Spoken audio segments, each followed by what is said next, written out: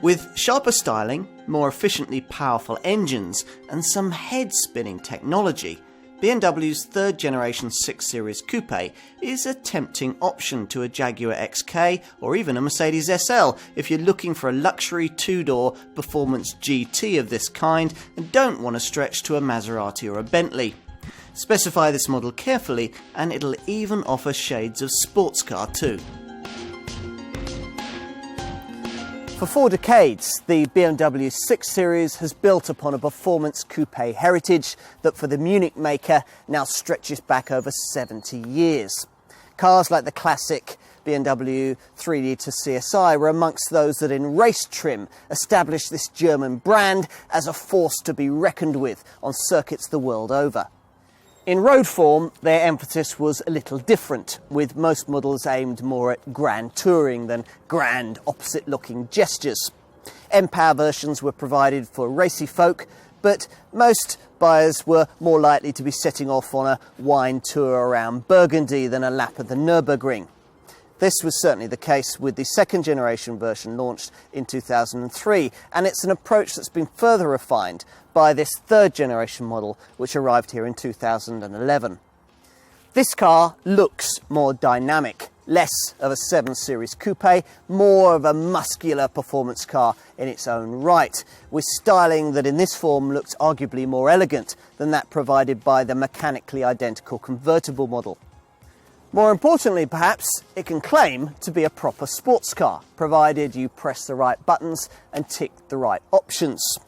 Now, this is thanks to a whole phalanx of high technology features provided to sharpen the driving experience as and when owners feel it to be necessary, thanks to things like the standard drive dynamic control system and optional adaptive drive and active steering features. An evolutionary approach, perhaps, but an impressively thorough one. How will it work out in practice? Let's find out. Spend £60,000 to £70,000 on a luxury high-performance sports coupe of this kind, and you want it to feel pretty special behind the wheel. Thunk shut the door, then settle back into the beautifully appointed driving position, and this one does. Fire the engine, and there's a purposeful burble from whichever of the 6 or 8 cylinder engines you've had installed up front. If the journey you have ahead of you is a short one, it's almost a disappointment. Few cars would be better than this one at a lengthy cross-continental dash. Now, I've opted here for the variant that almost all UK 6 Series Coupe customers will choose, the 6-cylinder, 3-litre, twin-turbocharged 640D. Now, you might think that the fact that this is a diesel would tell you everything necessary about the performance priorities of this model's target market. Perhaps, but this is quite a diesel. It's got 313 brake horsepower and quite enough pulling power, 630 newton meters of torque to be exact, to make unnecessary as many as 8 ratios in the Steptronic automatic gearbox. But BMW has provided them anyway, along with a set of paddle shifters behind the steering wheel for use when your favourite B road opens up and you're able to access Porsche worrying performance rest to 60 in 5.5 seconds on the way to a top speed that has to be artificially reined in at 155 miles an hour. For those less bothered about benefit-in-kind taxation and the like, there are 2 mainstream petrol options in the range. The 3-litre 640i, which develops 320 brake horsepower, and the twin-turbo 4.4-litre 650i, which is 407 brake horsepower and manages the rest to 62 mile-an-hour sprint half a second quicker than its Mercedes SL and Jaguar XK rivals in just 4.9 seconds. So, any BMW 6 Series Coupe model is quick. Well, you expected it would be. What might come as more of a surprise is just how adroitly this car manages the twisty stuff. It's on this kind of tarmac that you'll be tempted to start playing with the standard drive dynamic control system. This enables you to choose just how responsive you want the gearbox, steering and throttle control to be. So if you want to push on a bit, you use this rocker switch down by the gear lever here to switch from normal to sport. And immediately the throttle sharpens, the steering tightens, and the gearbox revs a little longer in each ratio. Not enough? Well, if you want to go a step further, a further prod on this rocker switch reveals an extra Sport Plus mode, in which things are sharper still, and the ESP and traction control systems are slightly disabled to allow a bit more playful wheel slip in sharp cornering. Now on this car I've gone a step further and opted for the extra cost adaptive drive system that enables you to also adapt the suspension settings to suit your mood. So the most obvious change is the addition of an extra ratio on this rocker switch, a comfort mode, via which you can set the car for really laid back, relaxed cruising by adapting the dampers and the anti-roll bars to their softest setting. Alternatively, if you select one of the sportier modes, those dampers will adjust to a firmer setting to complement the sharper throttle steering and gearbox responses I was describing before.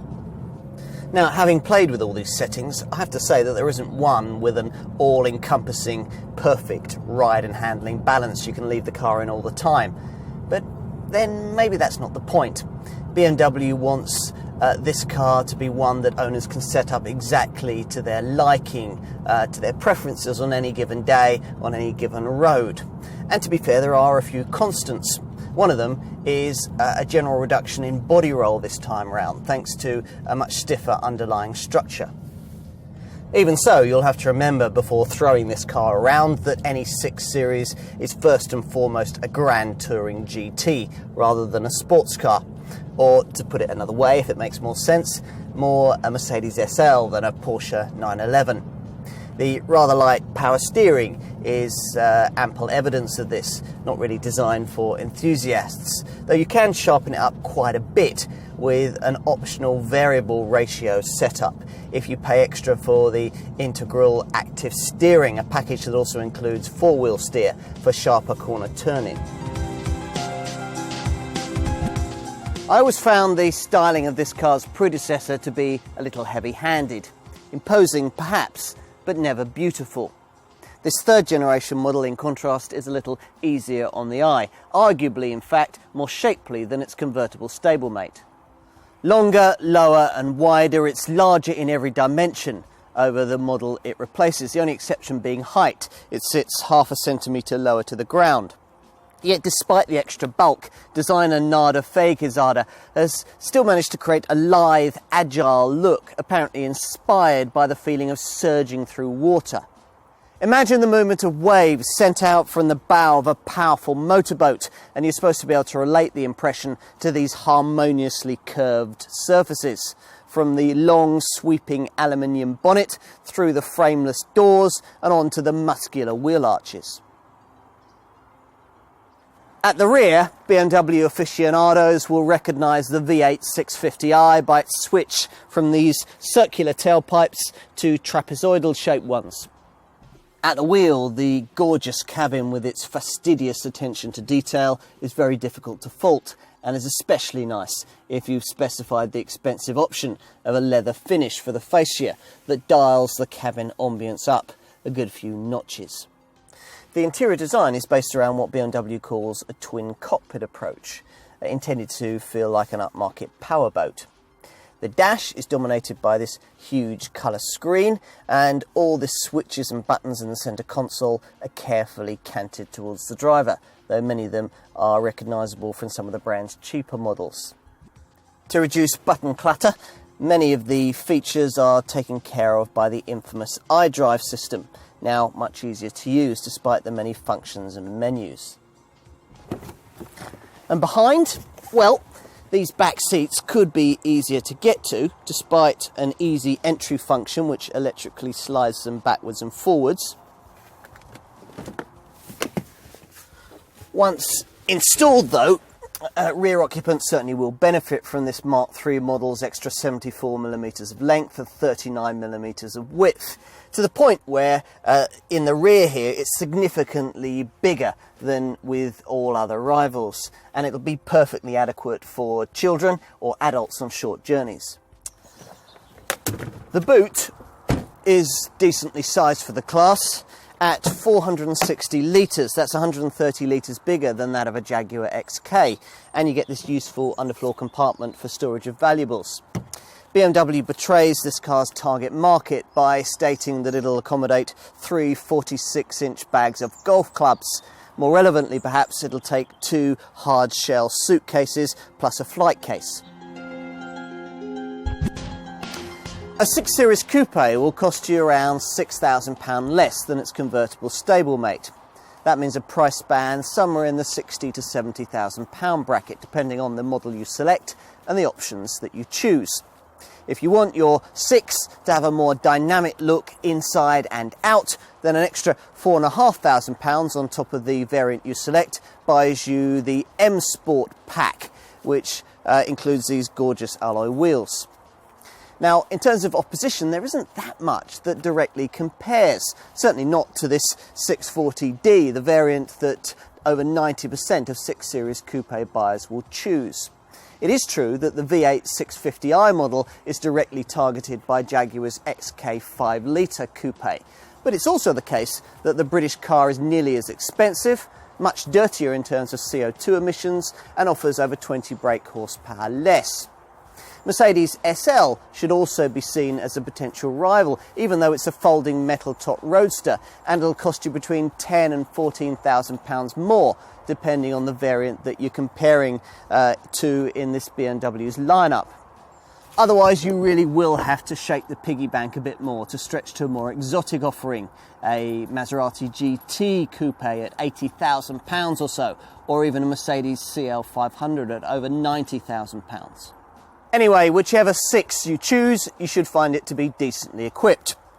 All models get stylish alloy wheels, 18 inches on 640s, 19 inches on 650s.